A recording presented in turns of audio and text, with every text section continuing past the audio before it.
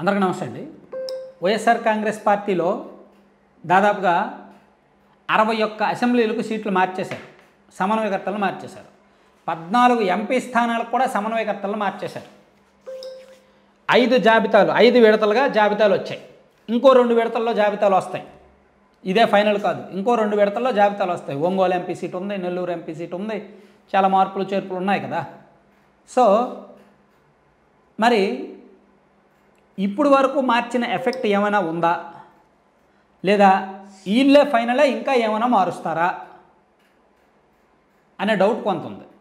So నాకు తెలిసిన లెక్క ప్రకారం కొన్ని అసెంబ్లీ సీట్లలో అలాగే కొన్ని పార్లమెంట్ సీట్లలో వైసీపీ మళ్ళీ సర్వే చేయిస్తుంది.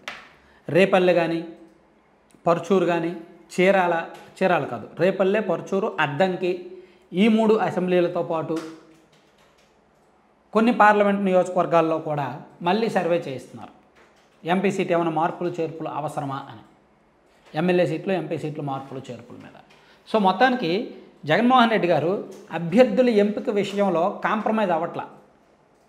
అందరూ అనుకుంటున్నారు యాక్చువల్లీ ఫస్ట్ లిస్టో సెకండ్ లిస్టో వచ్చిన తర్వాత వైసీపీలో అసంతృప్తులు పెరిగిపోతాయి, సో ఇంకా వైసీపీ పని అయిపోయినట్టే, సీట్ల ఎంపిక బాగోలేదని నేను కూడా అనుకున్నా.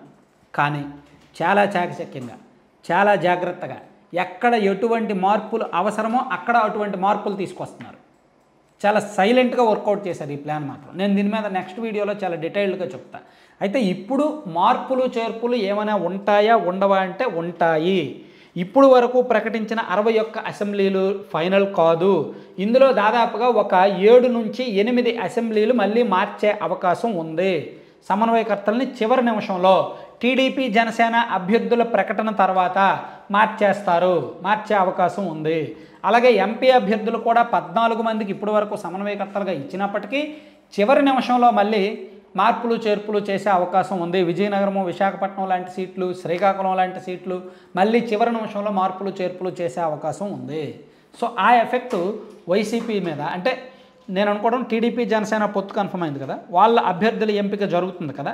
సో వాళ్ళ అభ్యర్థులు బయటకు వచ్చిన తర్వాత ఎవరనేది ఖరారైన తర్వాత కొన్ని సామాజిక అంశాలను పరిశీలించి, సో వాళ్ళ కాపులకి ఇస్తే వీళ్ళు సెట్టుబలికి, లేదా వాళ్ళు సెట్టుబలి లేదా బీసీలకి ఇస్తే వీళ్ళు కాపులకి, అలా ప్లాన్ చేస్తున్నారు. సో టీడీపీ అండ్ జనసేన ఎలా ఉన్నాయి, వీళ్ళు సీట్లు ఇచ్చే దాని ప్రకారం మేమిద్దామనే లెక్కల్లో ఉన్నారు. ఇప్పుడు ఏలూరు ఎంపీ సీట్ చూసుకుంటే ఇద్దరు యాదవ్ కమ్యూనిటీకి ఇచ్చారు. ఇప్పుడు వరకు వాళ్ళు అనుకోలే. ఏలూరు ఎంపీ సీటు పరిధిలో ఇప్పుడు వరకు కమ్మాస్ డామినేషన్ ఎక్కువ, తర్వాత కాపుల డామినేషన్ ఎక్కువ, ఆ తర్వాత వెలమ డామినేషన్ ఎక్కువ. ఇప్పుడు వరకు 2 పార్టీల నుంచి కూడా బీసీలు పోటీ చేయలే ఎప్పుడూ కూడా. కానీ మొదటిసారిగా ఒకళ్ళు బీసీకి ఇచ్చేసరికి ఇంకోళ్ళు కూడా బీసీకి ఇవ్వాల్సి వచ్చింది. అలా 2 పార్టీల్లో కూడా ఇంకో 2 నెలల్లో నామినేషన్ల వరకు కూడా కొన్ని చివరి నిమిషంలో మార్పులు కూడా జరుగుతాయి. కాబట్టి వైసీపీలో మళ్ళీ మార్పులు ఉన్నాయి. ప్రస్తుతానికి సర్వేలు అయితే జరుగుతున్నాయి. ఈవెన్ ఏలూరు పార్లమెంట్లో కూడా మళ్ళీ సర్వే జరుగుతుంది, ఏమైనా మార్చే అవకాశం ఉందేమోనని. సో ఎలక్షన్ కోడ్ వచ్చి నామినేషన్ల చివరి ముందు వరకు కూడా మార్పులు అయితే జరుగుతాయి.